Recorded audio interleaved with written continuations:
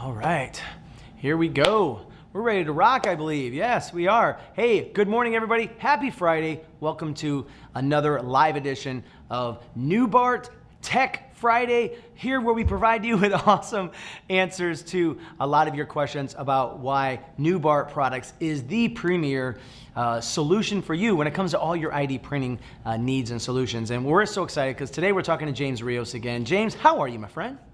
Doing good, TJ. How are you? I'm doing great. You know, I know you can't see it because of the way the camera's set up, but I'm wearing a Texas Rangers shirt today, just because I know how much you like your Houston Astros. So I wanted to show still some Texas love with my Rangers shirt on. Very nice. So today we're going to jump a little. I see you're in front of the Evolus there, right there. But today we're going to talk a little bit about basic troubleshooting techniques. And one of the goals we want to try to do is save customers time and headaches. And one of the ways we could do that is solving some of the common issues on how to troubleshoot them. Can you help me out with that a little bit?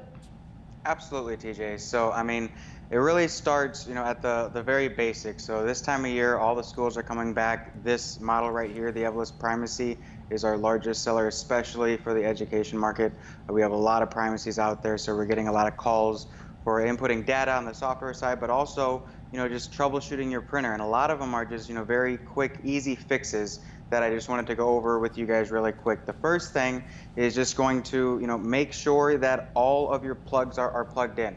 So first, they'll say it's not printing. And a lot of times it's if you can see here, the USB cable on the back right here, it could not be in all the way. So just making sure, even unplugging it, and then plugging it back in to make sure it's in there securely. And then also on your other end into the computer, making sure that it's securely in the printer as well. So not only the USB though, but then also the power. So you have the power source that goes into the back of the printer, but then you also have the power supply, which makes sure that you're utilizing this power supply too. We've had a number of campuses that actually over the summer they've lost the power supply, and so as soon as I see the picture of it, I can see that it's not the right power supply. It's for a camera or another printer or something, and it's not the correct one, which means it doesn't have the right voltage. So make sure that this is the power supply that you are utilizing with your primacy, the original power supply that came with it. And then also here, so the plug-in for here into the power supply, sometimes it won't be pushed in all the way, which will cause it maybe even to print a couple cards, but then it keeps shorting out, keeps powering down. Make sure that that power is securely inside that power supply as well. And then lastly, inside of the wall. So the power that goes directly into the power source in the wall, make sure that is secure as well. James, a lot of times people think that, okay, something major could be wrong with my printer right now. So this is a lot of times, I remember just even when I was younger, some techs that I would call, they're like, well, have you checked the power supply and have you checked to make sure your plugs are in securely? And not all the time, but some of the time it just was that. Maybe you were vacuuming and a cord got caught somewhere and just pulled it out a little bit or something like that. So, or maybe you're pushing something on your desk and a cord may have pulled something out a little and you didn't realize it. So great tips. At some point, people may discover as they're trying to troubleshoot that, okay, my power, I am using the right power source. I didn't just buy one from Amazon. Everything is plugged in correctly. I even did a fresh reboot and I'm still getting a problem. At what point should a customer say, it's time for me to call one of my customer support reps? Yeah, so absolutely. So before that though, for a couple more things, before you do call, I mean, always feel free. I mean, the last thing that Newbart wants, or myself or any of the other reps, is for a customer to be dealing with the frustrations of the printer for 30-45 minutes to the point where you're done, you've spent enough time with it, and then you call us. Like, definitely always feel free to call us as soon as possible. That way we can just help you take care of it quickly. The power, making sure the plugs are plugged in, also to the card input hopper on the top right here. A lot of times it'll give a ribbon error or some type of error when the PVC cards will get static. So taking the cards out, kind of shuffling them, a lot of times I'll say take the card that's on the bottom, put it on the top, make sure you just take that static away, and then put them back in the input hopper. And then making sure also this gauge here, you have it set right at 30.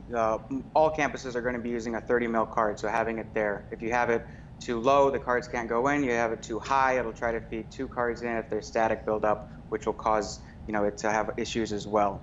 So that, and then along with, like TJ just said, always restarting the printer, and seeing if that fixes the issue. So, and a lot of times those simple things do fix the issue. So, but after that, like TJ, you just mentioned, then absolutely. So when there's, something that is still not working, it's not printing for you, give us a call, our office, or send us an email, sales@newbart.com, or, visit our website as well. So we'll be very happy to help you guys out right away.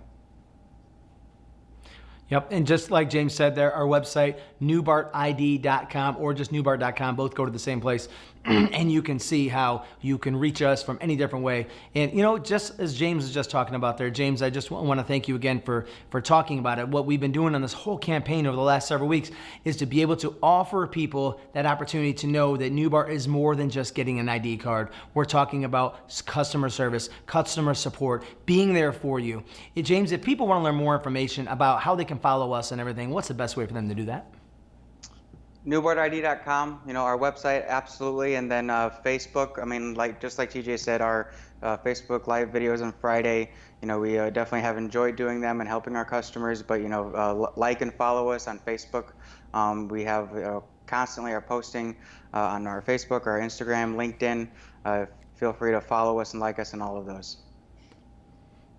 Yeah, and for sure, and I want to reiterate about YouTube. All this video right now is live, not only right here on Facebook, it's also live right here on YouTube. And this is where you can always go to find more information about any of the other things we talked about through our live videos on Fridays. This has been a huge support. We've received letters, phone calls, and everyone just saying it's been great watching these because you're giving us so much more information on how we can do this. So thank you so much, James Rios. He was my co-host, I should say. And I want to thank James for everything he's providing us for today.